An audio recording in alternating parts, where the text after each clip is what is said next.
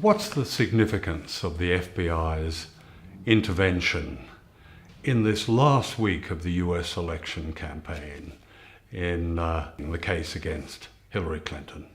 If you look at the history of the FBI, it has become effectively America's political police. And the FBI demonstrated with taking down the former head of the CIA over classified information given to his mistress. Almost no one was untouchable. The FBI is always trying to demonstrate that. No one can resist us. But Hillary Clinton very conspicuously resisted the FBI's investigation. So there's anger within the FBI because it made the FBI look weak. Well, we've published quite a number of different sets of emails. So about 33,000 of Clinton's emails while she was Secretary of State. They come from a batch of just over 60,000 emails. In that 60,000 emails, Clinton has kept about half, 30,000, to herself, and we've published about half. And then there's the Podesta emails we've been publishing. Podesta is Hillary Clinton's primary campaign manager. So there's a thread that runs through all these emails. There is quite a lot of pay for play, as they call it, giving access in exchange for money for many different states, individuals and corporations, combined with the cover-up of the Hillary Clinton emails while she was Secretary of State, has led to an environment where the pressure on the FBI increases. I mean, the Clinton campaign has said that Russia is behind all of this. It says that Russia has manipulated the campaign and is the source for Wikileaks and its emails. The Clinton camp has been able to project a kind of neo-McCarthyist hysteria that Russia is responsible for everything. Hillary Clinton stated multiple times, falsely, that 17 US intelligence agencies had assessed that Russia was the source of our publications.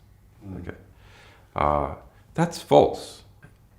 We can say that the Russian government is not the source. Yes.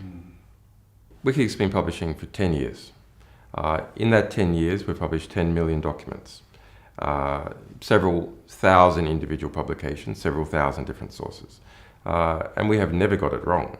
All the emails that give evidence of access for money and how Hillary Clinton herself benefited from this and how she is benefiting politically are quite extraordinary. I'm thinking of where the Qatari representative was given 5 minutes with Bill Clinton for $1 million check, and many other examples. Can you 12 million from Morocco.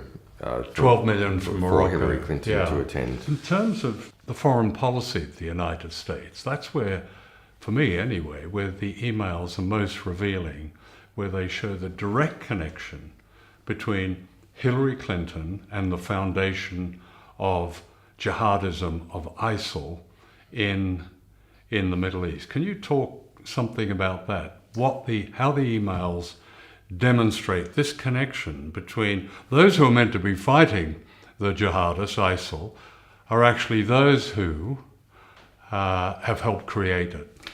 There's an early 2014 email from Hillary Clinton, so not so long after she left Secretary of State, to her campaign manager, John Podesta. That email, it states that ISIS, is funded by Saudi Arabia and Qatar, the governments of Saudi Arabia and Qatar. Now, this is I think this is the most significant email in the whole collection. And perhaps because Saudi and Qatari money is spread all over the place, including into many media institutions. All serious analysts know, even the US government has mentioned or agreed with that some Saudi figures have been supporting ISIS, funding ISIS. But the dodge has always been that's it's just some rogue princes using their cut of the oil money to do whatever they like, but actually the government disapproves. But that email says that no, it is the governments of Saudi and the government and Qatar that have been funding ISIS. The Saudis, the Qataris, the Moroccans, the Bahrainis, particularly the Saudis and the Qataris, are giving all this money to the Clinton Foundation, while Hillary Clinton is Secretary of State and the State Department is approving massive arms sales, particularly to Saudi Arabia. Under Hillary Clinton, and our Clinton emails reveal significant discussion about it, the largest ever arms deal in the world was made with Saudi Arabia, more than $80 billion. In fact, during her tenure as Secretary of State, total arms exports from the United States, in terms of the dollar value, doubled. And of course, the consequence of that is that this notorious terrorist jihadist group called ISIL or ISIS is created largely with money from the very people who are giving money to the Clinton Foundation. Yes. That's extraordinary. Look, Hillary Clinton's just a person.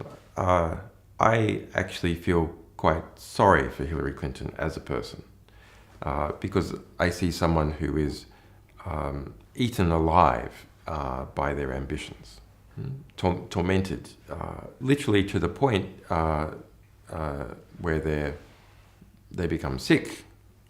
You know, they faint as a result of going on with their ambitions. But she represents a whole network of people, and a network of relationships also with particular states. The question is, how does Hillary Clinton fit in this broader network? Well, she's a centralizing cog, so that you've got a lot of different gears in operation, from the big banks like Goldman Sachs and major elements of Wall Street and intelligence and people in the State Department and the Saudis and so on. She's the, if you like, the centralizer that interconnects all these different cogs. She's a smooth central representation of all that. And all that is more or less what is in power now in the United States. It's what you would call the establishment or the DC consensus and its influences.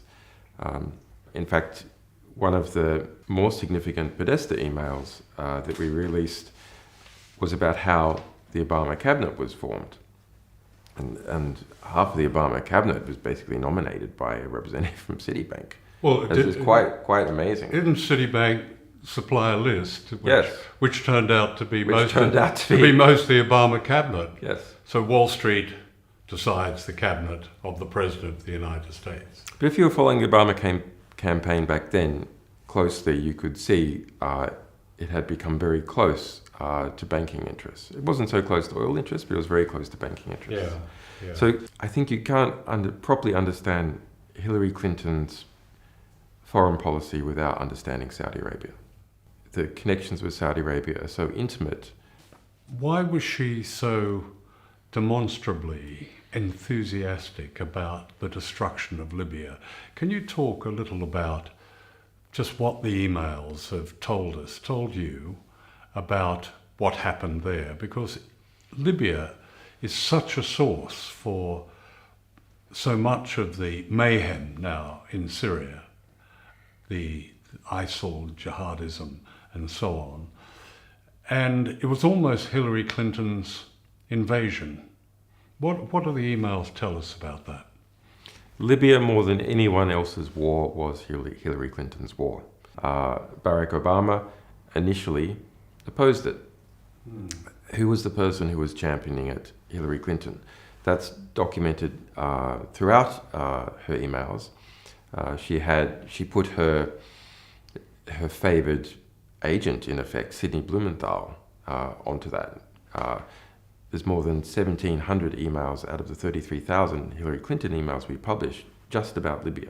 It's not about that Libya has cheap oil. She perceived the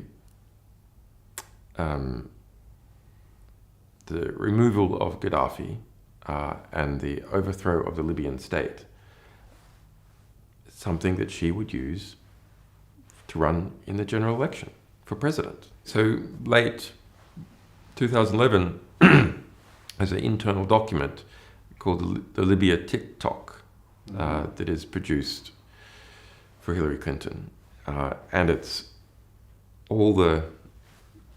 a chronological description of how Hillary Clinton was the central figure in the destruction of the Libyan state. As a result, there was around 40,000 deaths within Libya. Jihadists moved in, ISIS moved in. That led to the European refugee and migrant crisis, because not only did you have people fleeing Libya, people then fleeing Syria, destabilization of other African countries as a result of arms flows. The Libyan state itself was no longer able to control movement of people through it. Libya faces onto the Mediterranean. And so it had been effectively the cork in the bottle of Africa. So all problems, economic problems, civil war in Africa, previously people fleeing those problems didn't end up in Europe because Libya policed the Mediterranean. And that was said explicitly at the time, back in early 2011 by Gaddafi. What do these Europeans think that they're doing, trying to bomb and destroy the Libyan state? There's going to be floods of migrants out of Africa and jihadists into Europe, and that is exactly what happened. You get a lot of complaints from people saying, what is Wikileaks doing? Are they trying to put Trump in the White House? My analysis is that Trump would not be permitted to win. Why do I say that? Because he's had every establishment offside. Trump doesn't have one establishment, maybe with the exception of the evangelicals, if you can call them an establishment. But banks, intelligence, arms companies, well, they all want him beat. Foreign money, etc., yeah, is all united behind Hillary Clinton, and the media as well. So media owners and even journalists themselves. The accusations that WikiLeaks is in league with the Russians, and you hear people saying, well, why doesn't WikiLeaks investigate and publish emails on Russia?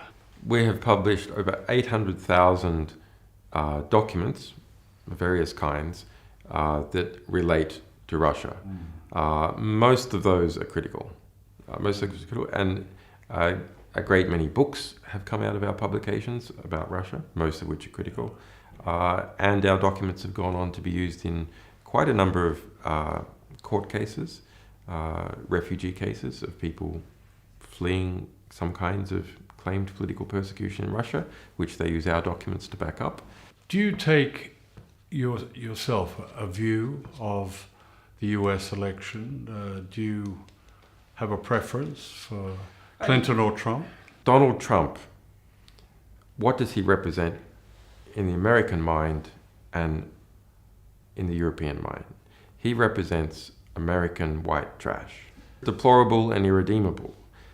Basically the same thing. It means from a establishment or educated, cosmopolitan, urbane perspective, these people are, you know, they're like the rednecks, and you can't, like, they're just, can never deal with them. And because he so clearly, through his words and actions and the type of people who turns up his rallies, represents people who are not the upper middle class educated. Yeah. There's a fear of seeming to be associated in any way with that, a social fear that lowers the class status of anyone who can be accused of somehow assisting in any way Trump, including by criticizing Clinton. Yeah. And if you look at how the middle class gains its economic and social power, it makes absolute sense. I'd like to talk about Ecuador, the small country that has given you refuge and given you asylum in this embassy in London. Now, Ecuador cut off the internet from here, where we're doing this interview, in the embassy, for the clearly obvious reason that they were concerned about appearing to intervene in the US election campaign. Can you talk about why they would take that action and your own views on Ecuador's support for you?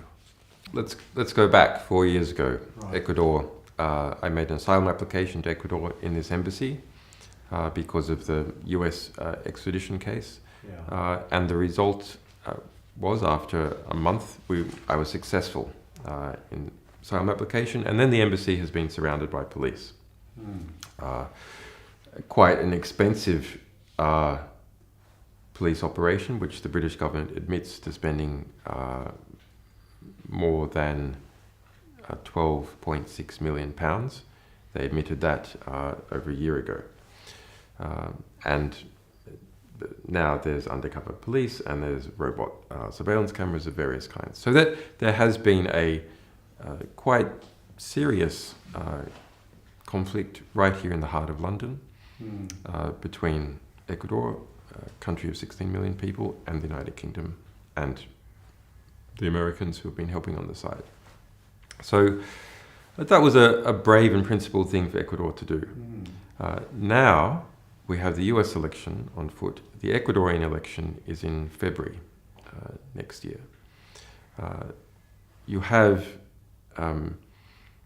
the White House feeling the political heat as a result of the true information that we have been publishing.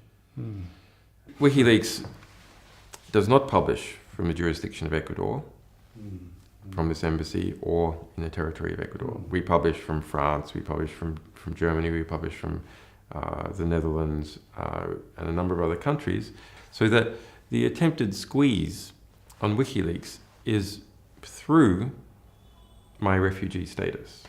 And this is really intolerable. If you try and get at a publishing organization to try and prevent it publishing true information that is of intense interest to the American people and others about an election. Tell us what would happen if you walked out of this embassy. So I would be immediately arrested by the British police, and I would then be extradited either immediately to the United States or to Sweden. In Sweden I am not charged. I've already been previously cleared, etc. Yeah. So we're not certain exactly what would happen there, but then we know that the Swedish government has refused to say that they will not extradite me to the United States, and they have extradited 100% of people that the US has requested since at least 2000. So over the last 15 years, every single person the US has tried to extradite from Sweden has been extradited, and they refuse to provide a guarantee. So it's, yeah. I mean, people often ask how you cope with the isolation here. Look, one of the best attributes of human beings is that they are adaptable. One of the worst attributes of human beings is they are adaptable. They adapt and start to tolerate abuses. They adapt to being involved themselves in abuses. They adapt to adversity and continue on. So in my situation, frankly, I'm a bit institutionalized. This is the world. Yeah. Visually, this is the world. It's the world without sunlight, for one thing, isn't it? It's a world without sunlight, but I haven't seen sunlight in so long. Like, I don't remember it. So, yeah, you adapt. The one real irritant is that my young children, they also adapt. They adapt to being without their father. That's a hard adaptation, which they didn't ask for. Do you worry about them? Yeah, I worry about them. I worry about their mother. Yeah. Some people would say, well,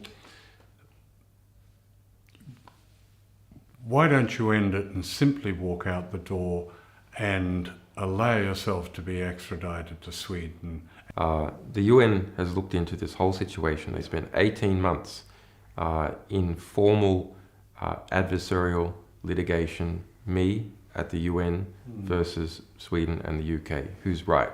The UN made a conclusion. I'm being arbitrarily detained, illegally deprived of my freedom, that what has been occurred has not occurred within the laws that the United Kingdom and Sweden must obey. It is an illegal abuse. I mean, United Nations formally asking, what's going on here? What's your legal explanation for this? He says that you should recognize his asylum. Sweden formally writing back to United Nations says, no, we're not going to. So leaving open their ability to extradite. I just find it absolutely amazing that the narrative about this situation is not put out publicly in the press. Because it doesn't suit the Western establishment narrative that, yes, the West has political prisoners. It's a reality. It's not just me. There's a bunch of other people as well. The West has political prisoners. No state accepts to call the people it is imprisoning or detaining for political reasons political prisoners. They don't call them political prisoners in China. They don't call them political prisoners in Azerbaijan. And they don't call them political prisoners in the United States, UK, or Sweden. It's absolutely intolerable to have that kind of self-perception. But here we have a case, talking about the Swedish case, where I have never been charged with a crime, where I have already been cleared and found to be innocent, where the woman herself said that the police made it up, where the United Nations formally said the whole thing is illegal, where the state of Ecuador also investigated and found that I should be given asylum. Those are the facts. But what is the rhetoric? Different.